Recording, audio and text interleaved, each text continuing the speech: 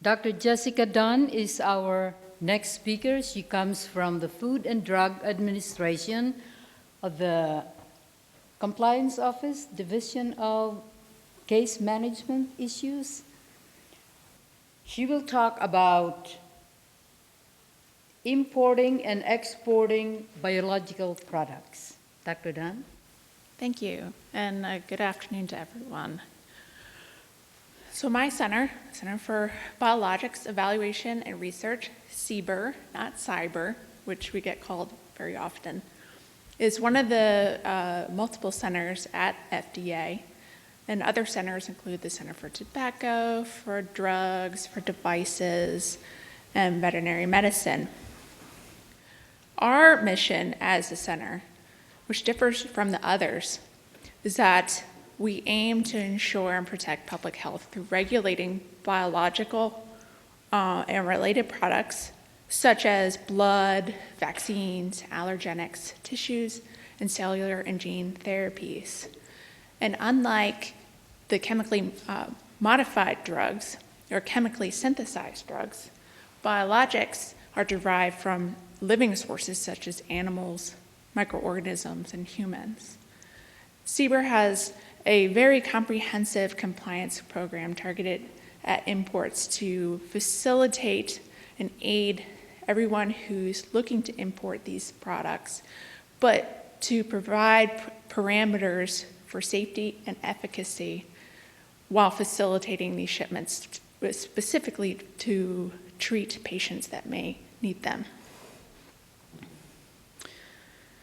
The section of the statute which gives FDA its import power is Section 801 of the Federal Food, Drug, and Cosmetic Act. And very basically, it has standards and procedures for FDA review. But the most important piece is Section 801A, and this is where we get our power to refuse entries merely for the appearance of a violation of our FDA requirements.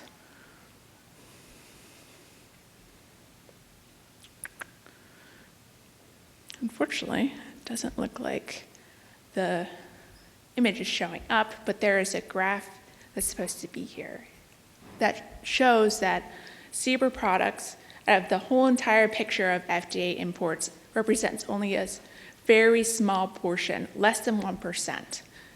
And even though it's so small of the FDA imports, these products can be special circumstances and may require additional considerations because they're highly volatile and can be very temperature sensitive. And to aid with importation of this and to aid with entry viewers that are looking at these lines when they're normally looking at food or other products, to assist filers and other people that may be interested, we have developed 2 compliance programs which provide directions and guidelines for all the different product types. And it's broken up into 2 main pieces. You have the main piece, which is the CPG 7342.007, and that's with the majority of our biological products, drugs, devices. And these are the products that are regulated under Section 351 of the Public Health Service Act and or the FD&C Act. We have an addendum, which is slightly newer, that's targeted at HCTPs, which are the human cells, tissue, cellular, and tissue-based products. And these products fall under Section 361 of the Public Health Service Act and 21 CFR Part 1271. We do have some special circumstances and some exceptions which may be of interest and should be highlighted to the audience today, and that is for samples, biological specimens for research and testing, blood and blood components for autologous use, and import for export. And these are circumstances where the normal import requirements for admissibility may not have to be met if they're one of these four categories.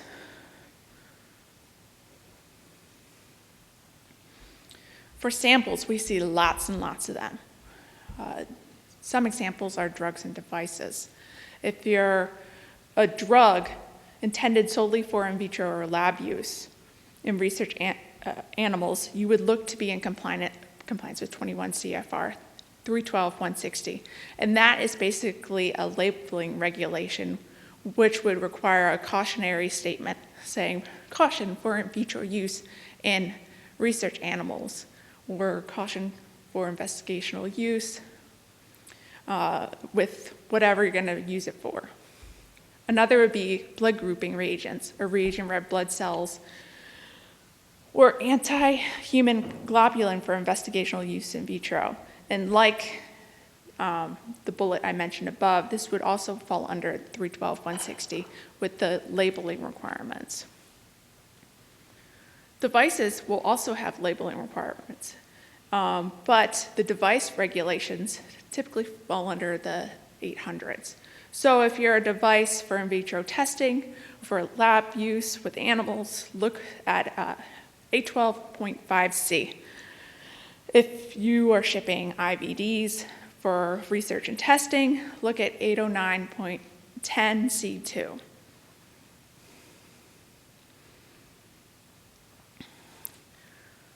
This one is my favorite because we get asked a lot of bizarre questions.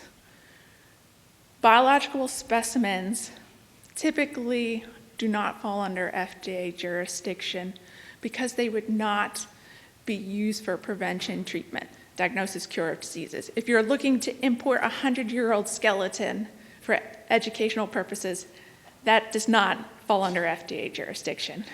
We do not in any way want to hinder your import of a 100-year-old skeleton.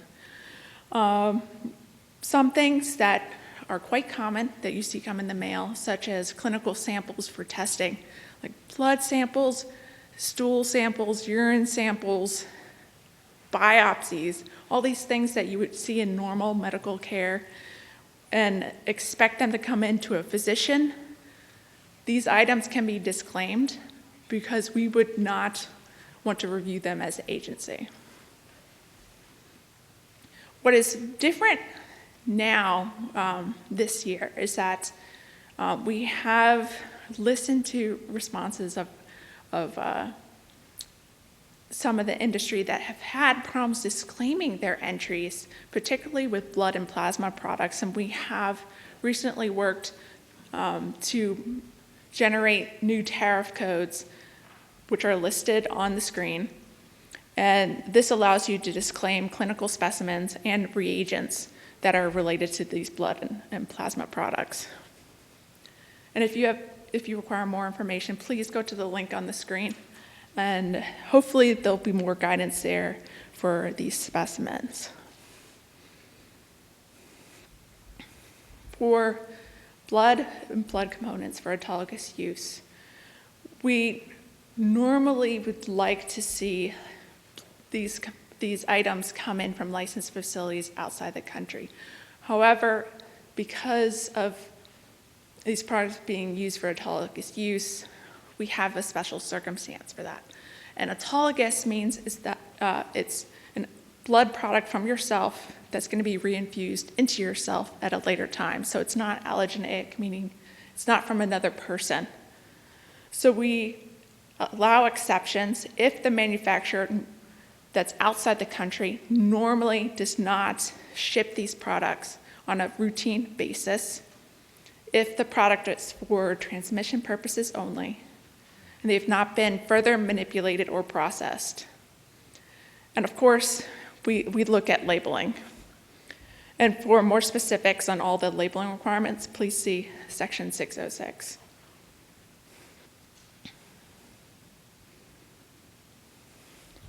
Import for export is another big one, especially for blood products. This is where articles that are normally unapproved or otherwise do not comply with the FD&C Act can be imported into the U.S. and exported out of the U.S. after it's been further processed or incorporated into another product. And that falls under Section 801D. But there are certain criteria that need to be met to qualify as an import for export. We look for statements that must be provided in your import documentation. First, a statement that confirms the intent to further process such an article or incorporate this article into a product to be exported. We really want to control the supply here of these essentially unapproved products that are coming in because we're worried about distribution in the United States, and the IFE controls are to prevent contamination of U.S. supply or the equipment that is used to manufacture the U.S. products. The second statement that we would look for identifies the entities in chain of possession. So then we know where it's going throughout the U.S., and we can track it down if something happens. Now, there are two types of import for exports. Simply 801D3 applies to most drugs and devices. And this requires more documentation on the firm than it does on documentation you have to provide to FDA. Whereas 801D4 particularly targets blood components, source plasma, and source leukocytes. And this is a more complex process where you would have to submit an application to my office that would be reviewed specifically for safety concerns, contamination of the U.S. supply, looking at the equipment, separating the manufacturer of the final product from whatever's being manufactured in the facility that would be part of the U.S. Production line. And so before you ship anything that would be an import for export under 801D4, you need to submit this application, and it has to be approved, and you have to receive an approval letter in the mail or electronically. And that should be part of your shipping documentation. Otherwise, it's going to get detained and refused and possibly destroyed.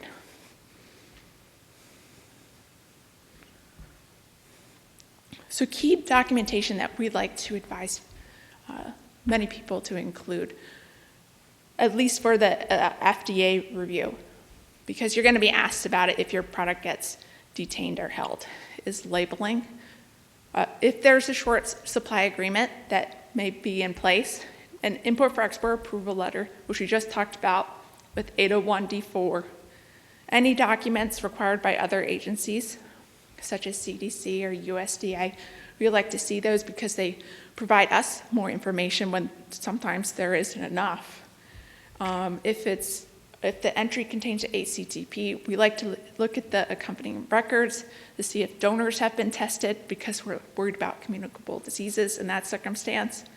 And something that is particularly helpful is an end-use letter because that gives us more information than what's just contained in the shipping documentation, because sometimes the information that is in our system is transmitted incorrectly by the filer. So if we get incorrect information and it doesn't match up to your shipping documentation, then we're going to have a problem. So if you include an end-use letter, that typically clears the air a little bit, and we're able to verify with you what's actually in the box.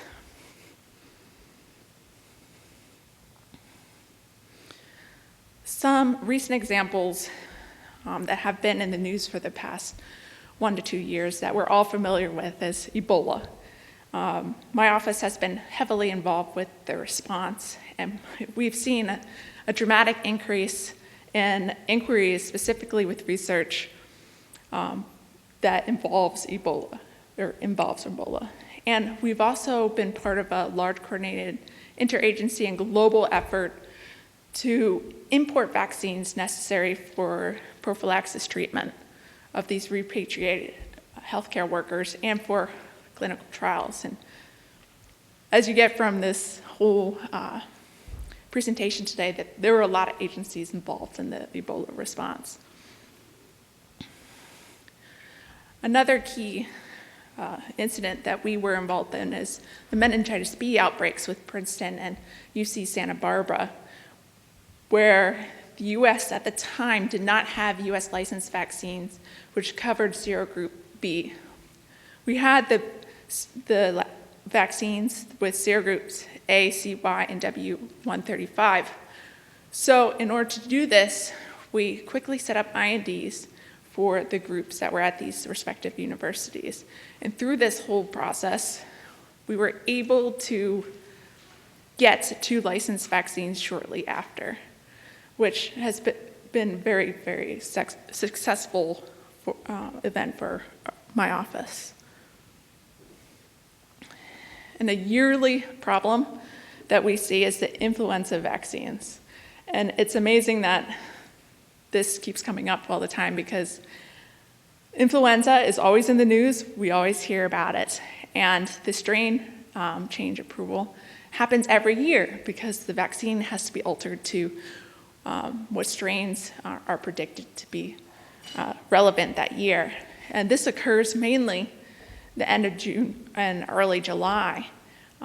So we see a big influx of any influenza products, a big influx in inquiries, and for some reason, the whole process has not figured out how to be streamlined. And we try to work closely with our districts and whoever else may have inquiries and firms and whatnot to accommodate the whole situation with the high influx of shipments that we do see. And in 2014, we developed an intra-agency collaboration to establish and aid a flu vaccine importation prior to the actual annual strain change approval. So shipments are imported prior to the approval, and then they're held under bond and are quarantined until the actual approval comes several weeks later. So before, we didn't really have this process. We just said, wait until your approval comes through. So it may be semantics, but now we try to facilitate importation to allow the firms and whoever may be involved to essentially start the process, hold it under quarantine, so then everybody's ready with the licensed vaccines when they are approved so they can go and be distributed.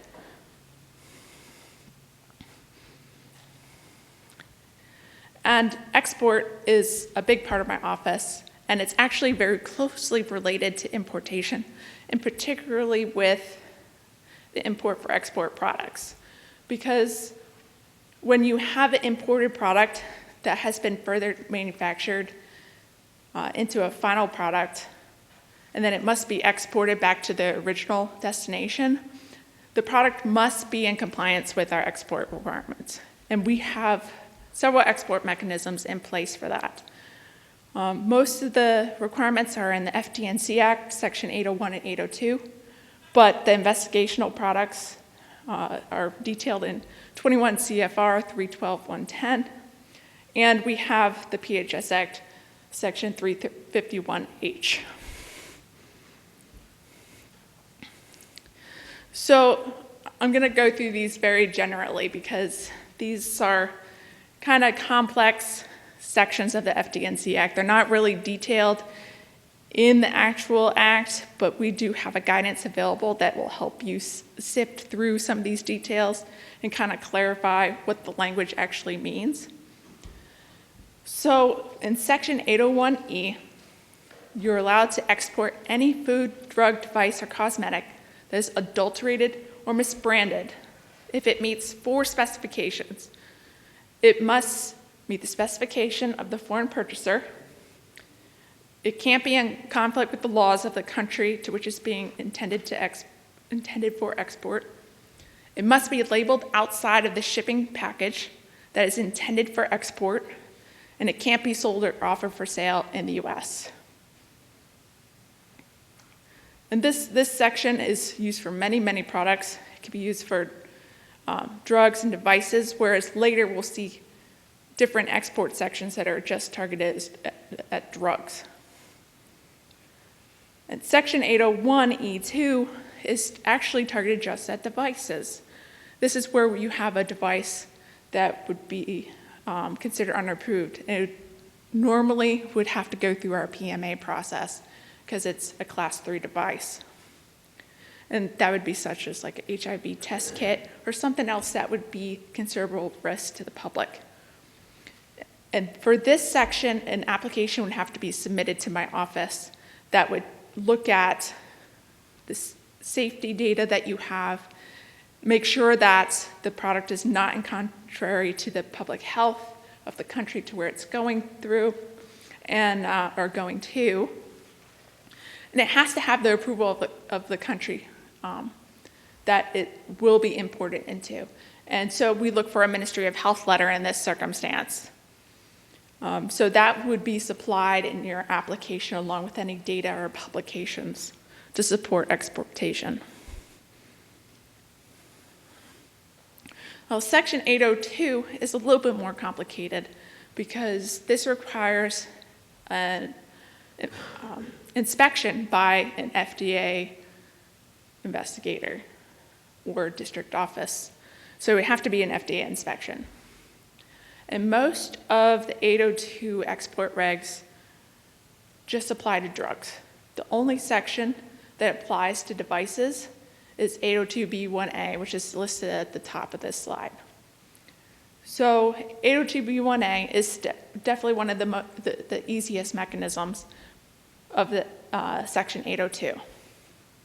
And that allows the export of a drug, biological product, or a device to any country in the world if it complies with the laws of the importing country and has a valid marketing authorization in a listed country.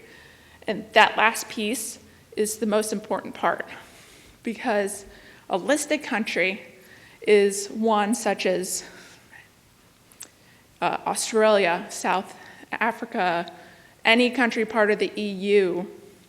So there's a specific subset of countries that's, and it's actually quite small, that would qualify for this. So these countries tend to have regulations that meet more of our standards. So we trust, essentially, that or put more onus on the importing country that they will be able to notice if a product is not meeting their standards and that they will be able to catch these things. We do have sections or parts of 802 that allow for export to unlisted countries, and that is Section 802B2 and B3. 802B2 is one that we don't use very often. Actually, we've only used it once.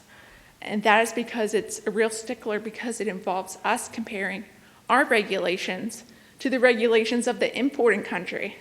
And as you can gather by, understanding that is comparing regulations between countries is not an easy process to go through.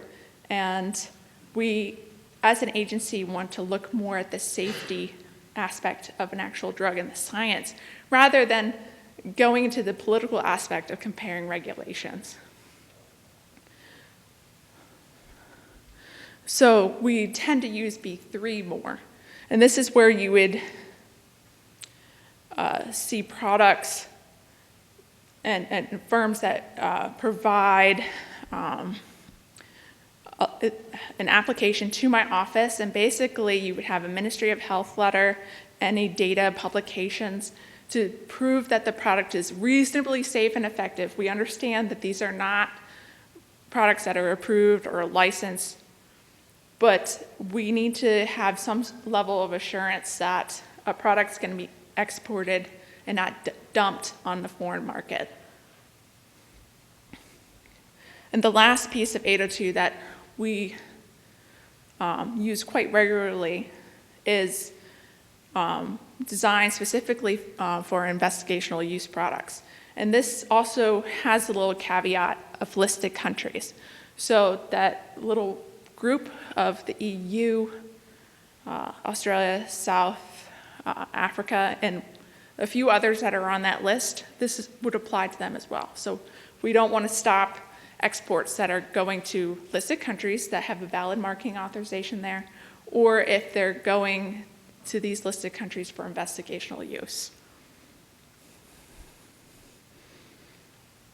So our investigational products are all nicely packaged as far as the regulations for exports in 21 CFR 312.110.